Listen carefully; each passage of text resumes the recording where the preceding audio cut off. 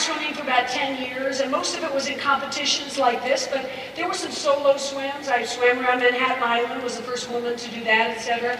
And before I retired, I was in my late 20s now, I decided I wanted to do the most imaginative, inspiring, egomaniacal swim I could find. And I started gathering together the nautical charts of the Earth's surface on my floor in my Manhattan apartment, throwing out, the Antarctic Circle and places that were unrealistic for something that long. I wanted to swim 100 miles in the open ocean, and nobody had come even close to that. 60 was the record, and my friend said, why don't we do 61? Bump it up to 62.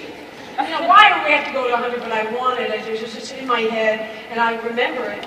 I remember it so clearly as I was looking over the charts, and there it was. Cuba. The Cuba of my childhood. The Cuba we all know. That beautiful country of architecture and athletes and music. And we can't go there, even though it's our closest neighbor. And they can't come to us. They have to escape by boat.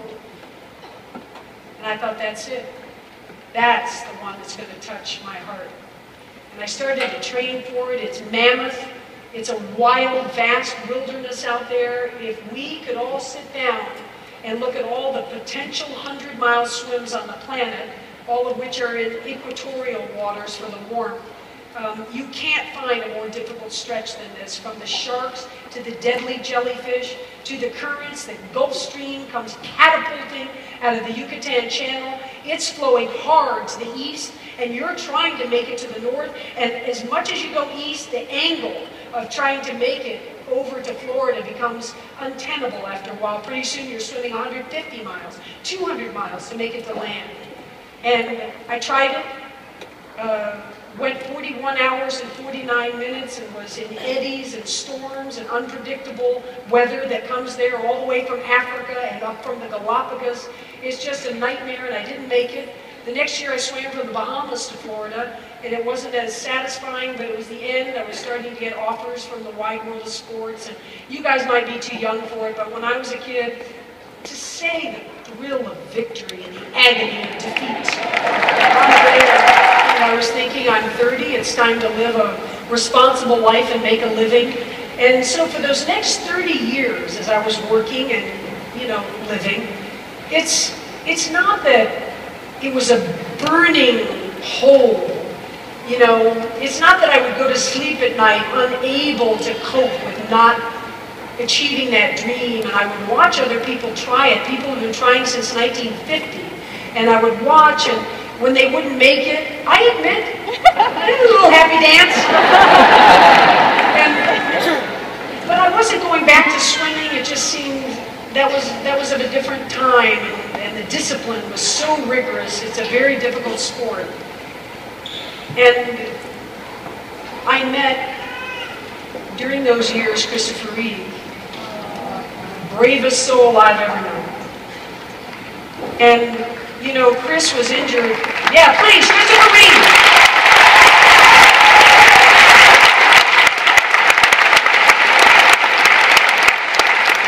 And Chris was injured doing one of the sports he loved. He loved athletes and sports, and we would often meet, at events like this where we'd both be backstage as speakers, and we would talk sports. He had to get there so early because he lived in that quadriplegic contraption that he hated so much.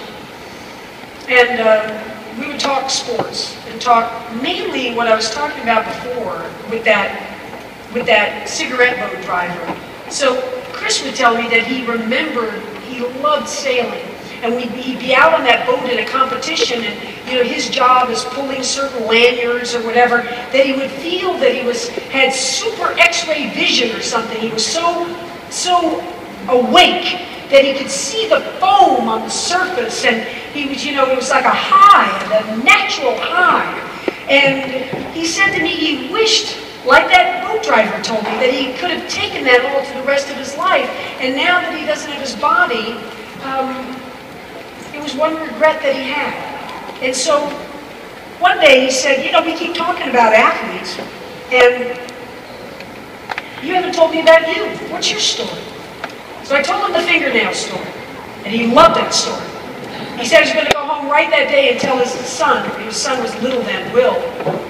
And then he says to me, well, it's been a lot of years since you were an athlete. You said you were going to live the whole rest of your life that way. In sports, it's easier, right? You're in a black and white world. It's easy to define your goal. It's easy to know exactly what you need to do to get there. And it's easy to measure whether you got there or not. Whereas the rest of us, life is more grays. Who's going to tell you you're the best father in the world? It's up to you to go to sleep at night and know just what a father you are. So he says to me, so you can see what I'm asking. The question is, are you living your life that way now? So you can't do any day a fingernail better. And I said, can I have some time to think about that? I want to get back to you on that. And then Chris died, and I never did talk to him again. Then my mom died, and then I turned 60. And I'll tell you something, it was a moment of existential anxiety. 60, my mom just died at 82, and I'm thinking, is it possible that I only have 22 years left to live? What am I doing?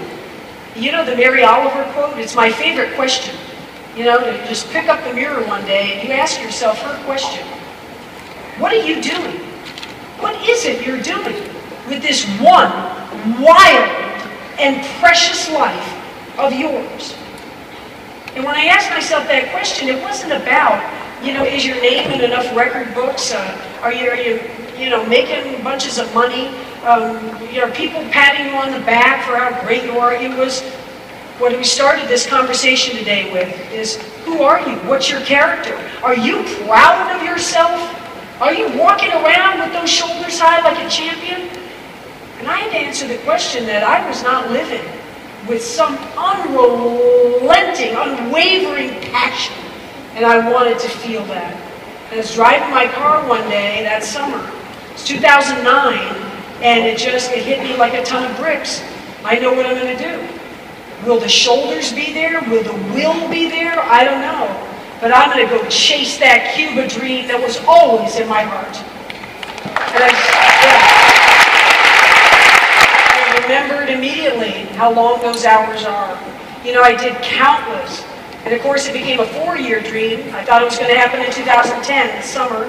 But, all those variables we started to talk about, it's so hard to get them all together in 1 2 to 3 day period for you to make it across that channel. And I started training at 8-hour swims, and then 12-hour swims, and then 20-hour swims, swims that most marathon swimmers don't even do in their lifetime for their career. And I have a lot of respect for anybody who swims the English Channel. But this is extreme. It's at a whole different extreme level. You can imagine what the body goes through, just, that duress of persistence. You're in salt water, you don't feel well, it's hard to take in the nourishment that you need to take in. The mind, is sort of boggled with the sensory deprivation. I never compare myself to other sports and athletes because I'm so in awe of the Mount Everest climbers and the Tour de France riders, all of the endurance sports. But the one difference here is that you've got tight caps over your ears and fogged goggles over your eyes, so you're not looking and you're not hearing. You're just with your own thoughts all those hours and lonely hours, and it takes tremendous inner strength to keep it together and keep it going. I have a whole bunch of counting techniques in different languages, but also have a playlist of maybe 85 songs. And it's so kind of comforting to be in them and know that your particular rhythm and cadence of your stroke is exactly 4/4 time like the songs that I like. And I can count, for instance, if I sing to myself, now no headphones, I'm just singing to myself in the water. If I sing Janis Joplin's version of Bobby McGee, exactly, and I hear her voice, I hear the guitar, I hear everything about that version of Bobby McGee. If I sing that 1,000 times in a row, And so, you know, I'm out there, it's nighttime, just cruising along. I don't see the boat well, I don't see anything. I'm just out in the middle of the wild blue ocean, and I'm singing, birds that fly in Baton Rouge, waiting for a train, feel about as faded as my jeans. And right to the end, la la la la la la la la la la la, hey hey hey, Bobby McGee.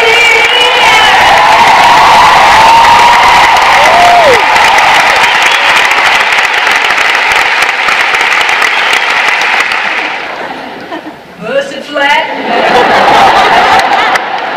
And when I get to 1,000 Bobby McGee's, I've got 9 hours and 45 minutes to the second. Not a minute before, not a minute after. So that's what I'm doing out there.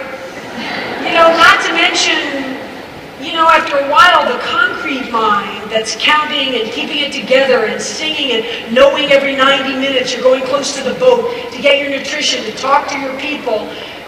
There's also, you know, the mind, woo! I like to read astrophysics for the layperson, and before this last Cuba, the final swim, I was reading Stephen Hawking the night before. And as most astrophysicists believe today, he writes in his book, you know, and the moment before the Big Bang, all of the matter and the energy of this universe was literally in the size of a millionth of a penny. Literally. And then the nuclear fusion, the bang that happened, spat it all out into what we see today, and we, our lucky little Earth, wound up at a certain distance from the sun, and that's how life happened. And I'm reading that, it just blows my mind the night before the swim. But imagine being out there under 1 billion stars, and you start looking around saying, whoa. And you know what? They say those stars aren't even really there anymore. We're just seeing the light from those stars. They used to be there billions of years ago. That's how long the light's taken to get here. And pretty soon you're just in an astronomical frenzy out there in your mind.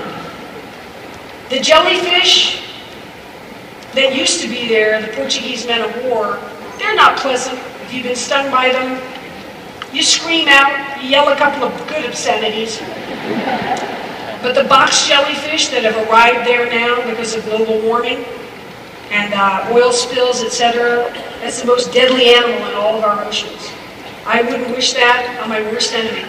And when I was first stung by them, I thought I was in hot, burning paraffin fire. I was screaming out, "Bonnie, help me! I'm on fire! I'm paralyzed! I can't move! My hands are going like this!" And I swam for 24 more hours after that sting. Yeah, but I was debilitated. Yeah.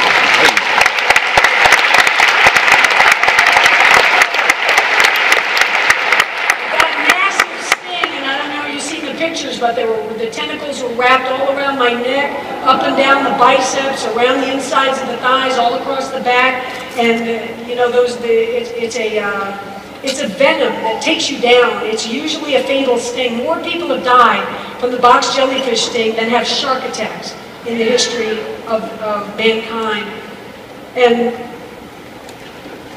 the next night I was stung again, and by the next morning I'm swimming slowly, I'm swimming sort of crab-like instead of with a nice strong pull. I don't know, I just figure it's going to take us much longer to get there. And at the end of 51 hours on that particular attempt, we were way out here to the east, and now this tangent, as I was telling you, has now gotten to be about 180 miles more from where we were. And the navigator came down and talked to me and said, "Diana, how do you feel about going to the Bahamas? Because that's where we're going now." And I said, "Not good. I want to go to the United States, my home." So the 5th time came around, and by now, everybody has stamped this swim impossible. My best friend, my head handler, Bonnie, says, "Look, if it could have been done, you would have done it. It's clear. It's too dangerous. It's unfathomable, and there's too much out there, and nobody is ever going to make this swim. The marathon swimming community said this swim is not possible, we can't put it on the radar. The sports science people weighed in from all different parts of the globe and said, we've done the math, we've calculated the hours and the distance, the human body cannot make this swim. But what they forgot is that the human spirit's involved too.